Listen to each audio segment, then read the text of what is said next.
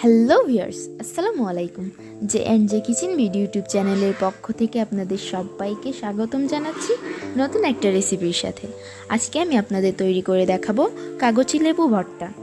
এখন প্রচুর vitamin C খেতে হয়, তাই লেবুটা ভর্তা করে খেলে লেবুর খোলাটাও খাওয়া হয়ে যাবে।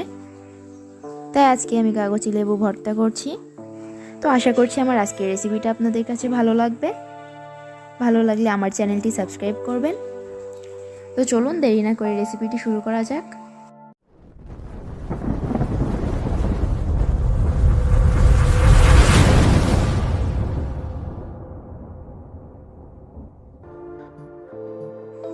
এখানে আমি একটা পাত্রে পর্যাপ্ত পরিমাণ পানি নিয়ে পানির মধ্যে 5টা লেবু দিয়ে দিয়েছি।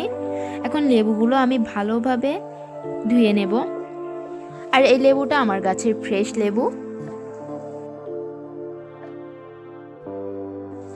লেবুগুলো যখন ভালোভাবে ধোয়া হয়ে যাবে তখন আমি পানি ঝরিয়ে একটা বাটিতে নিয়ে নিচ্ছি।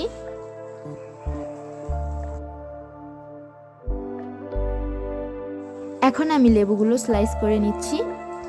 আর লেবুর স্লাইসগুলো যতটা সম্ভব পাতলা করে কাটতে হবে। আর এভাবে যদি আমরা ভর্তাটা করি তাহলে আমাদের লেবুর সাথে খোসাটাও খাওয়া হয়ে যাবে। আমি সবগুলো লেবু একইভাবে কেটে নেব। লেবুগুলো কাটা হয়ে গেলে আমি একটা পাত্রে উঠিয়ে নেব। আর লেবুগুলো কেটে নেওয়ার পরেই কিন্তু দেখতে সুন্দর লাগে। তো এখন আমি লেবুটা ভর্তা করে নেব। এর জন্য এখানে আমি স্বাদ মতো কিছুটা লবণ নিয়ে নিয়েছি।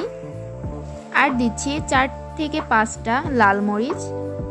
এখানে মরিচটা আমি পুড়িয়ে নিয়েছি, আপনারা চাইলে ভেজে নিতে পারেন। তবে পোড়ানো মরিচটা দিলে ফ্লেভারটা অনেক সুন্দর হয়। এরপর মরিচ আর লবণটা কিছুক্ষণ মিশিয়ে নিতে হবে।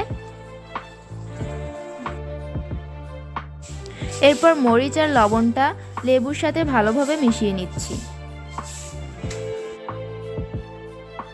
কাগজি লেবু দিয়ে তৈরি করা এই ভর্তাটা খেতে খুবই ভালো লাগে আর অল্প সময়ে বানিয়ে নেওয়া যায়। এভাবে করে ভর্তা করেও আমরা লেবু খেতে পারি। তো আমার মেশানো হয়ে গেছে। আর এটা খেতে কিন্তু খুবই লোভনীয়। যারা টক এবং ঝাল খেতে পারেন তাদের জন্য খুবই কাজে আসবে। এর ওপর আমি কিছুটা বিট লবণ ছড়িয়ে দিচ্ছি, এটা অপশনাল। তো আমার ভর্তাটা বানানো শেষ, এখন শুধু খাওয়ার পালা। এখন আমাদের প্রচুর পরিমাণে ভিটামিন সি এর খাবার খেতে হয়। তো লেবুতে সবথেকে বেশি পরিমাণ ভিটামিন সি। আর এই ভর্তাটা কিন্তু সত্যি অনেক বেশি মজাদার। আর আমার বাবা এই ভর্তাটা অনেক বেশি পছন্দ করে। তো ভর্তাটা একবার হলেও আপনারা বাসায় ট্রাই করে দেখবেন এবং কেমন হলো তা কমেন্ট বক্সে জানাবেন। আজ এখানেই শেষ করছি, ফিরে আসবো নতুন কোনো রেসিপির সাথে। ততক্ষণ পর্যন্ত সবাই সুস্থ থাকবেন, ভালো থাকবেন এবং আমার চ্যানেলটি সাবস্ক্রাইব করবেন। আল্লাহ হাফেজ।